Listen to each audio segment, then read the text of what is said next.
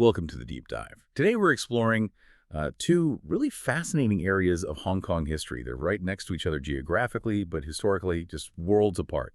Happy Valley Dunby and its neighbor, the commercial powerhouse, Causeway Bay. Yeah. So our goal here is to look past the obvious landmarks, the shopping malls, the racetrack. We're using the sources you sent over to uncover 5 key stories. These really touch on class, power, faith, and even how the physical land itself shaped modern Hong Kong.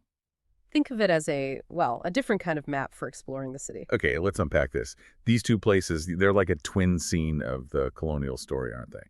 Happy Valley, that was all about the exclusive British social life, the race course, and, let's be honest, pretty strict racial segregation back then. Right. And then you have Causeway Bay, or East Point as it was known.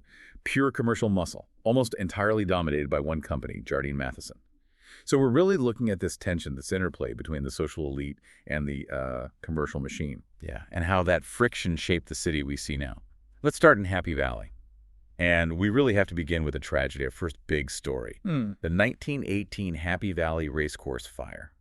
It was horrific. It was. And to get why it was so significant, you have to understand what the racecourse was. It wasn't just about horse racing. It was a symbol, right, of social status, of colonial power, and exclusion.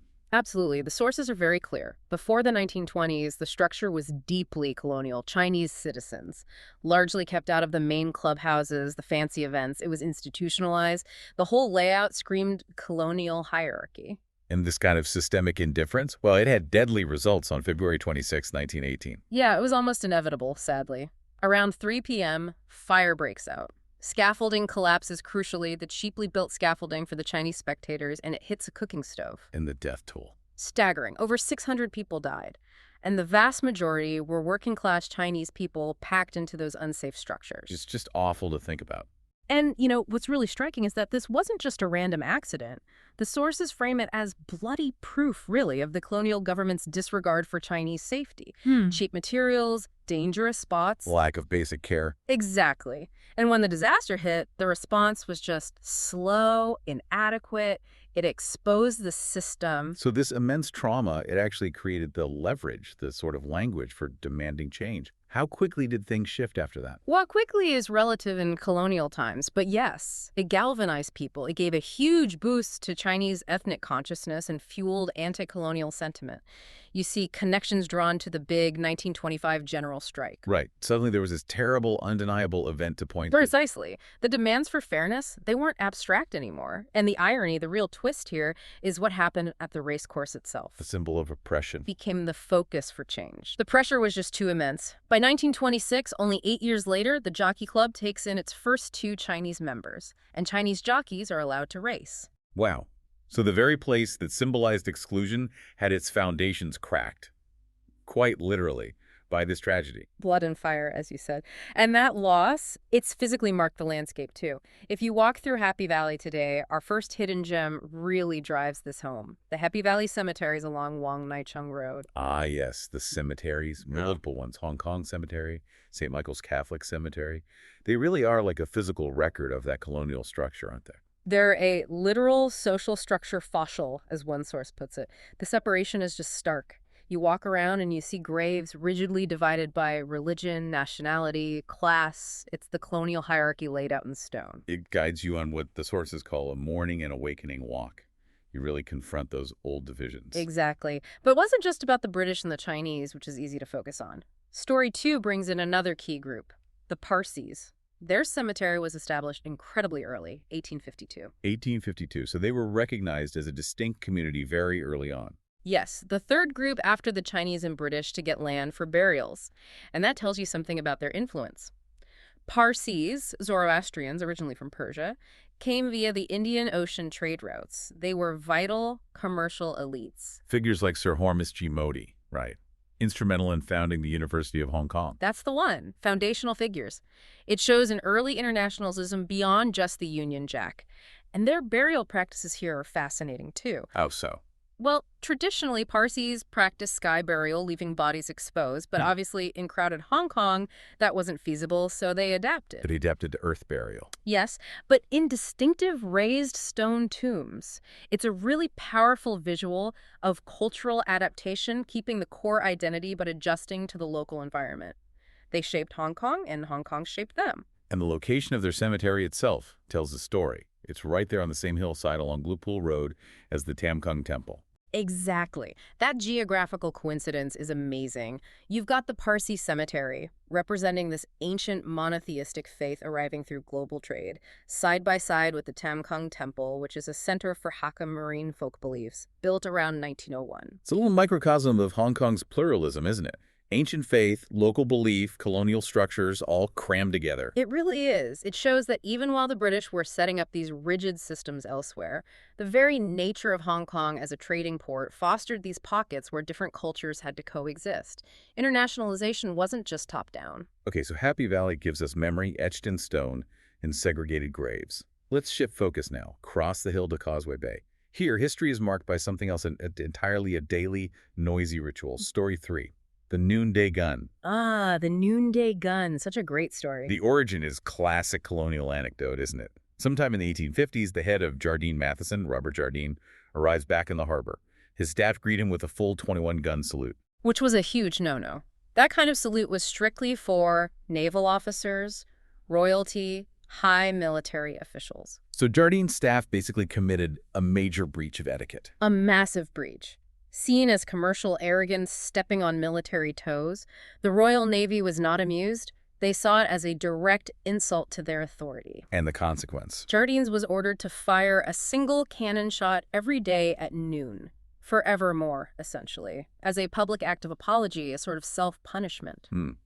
A daily reminder of who was really in charge. Exactly. A constant audible acknowledgement that military power trumped commercial wealth, even Jardine's wealth. Although you could almost see it as a backhanded compliment too, couldn't you? It kind of cements Jardines as the heart of the harbor's daily rhythm. I think it definitely did both. Yes, it enforced the hierarchy, but it also made Jardines the official timekeeper for the whole port. Everyone set their clocks by it. And there's that detail about the 8 bells rung just before the gunfires. Right. That signals the end of the morning work shift at the old Jardine warehouses nearby. It ties the punishment directly into the commercial workday. It's quite clever, really. And look how it's transformed. A symbol of enforced obedience becomes the city's timer. And now, since 1989, it's even a charity fundraiser. You can pay, what, HK $48,000 to fire it? That's right. For the community chest, it's raised millions. From punishment to philanthropy. Quite the journey. It's definitely a spot to visit. Our third hidden gem.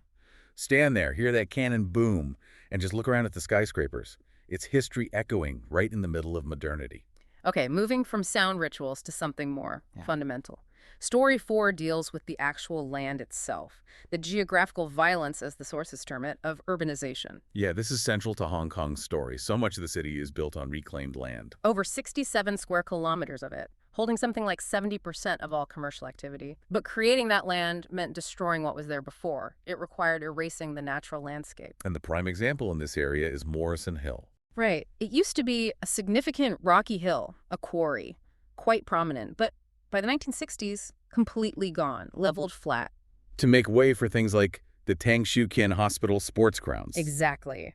Wiped off the map to build the modern city. It's a kind of selective forgetting embedded in the geography. And it also created what we might call the ghost coastline. Ah, you mean through land reclamation, like in Wan Chai. Precisely.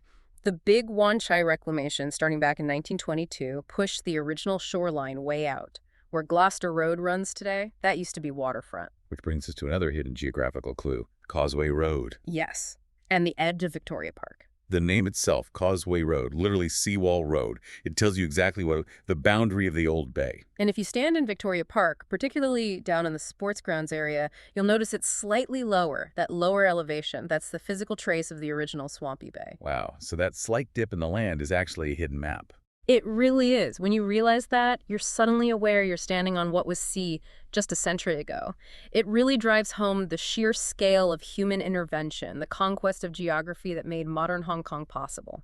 Okay, our final story, story 5, takes us back to resilience, to faith, to the Tin Hau Temple in Causeway Bay and its unextinguished ancestral fire. This is a fascinating one. The temple itself is old, built maybe early 18th century by the Hakka Dai clan, originally called the Saltboat Bay Red Incense Burner Temple. Strong links to the sea, to marine culture. And the key point here is about its survival against colonial administration, right? Yes, particularly against the Chinese Temples Ordinance of 1928.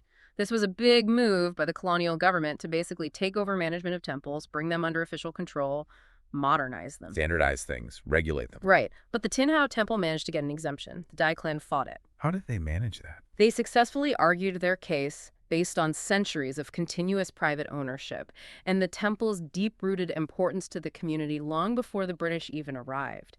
They essentially proved their ancestral authority predated and, in this instance, superseded colonial law. That's incredible. So it remains privately managed by the Dai clan even today. It does. It's one of the very few historical sites that successfully resisted that kind of government absorption.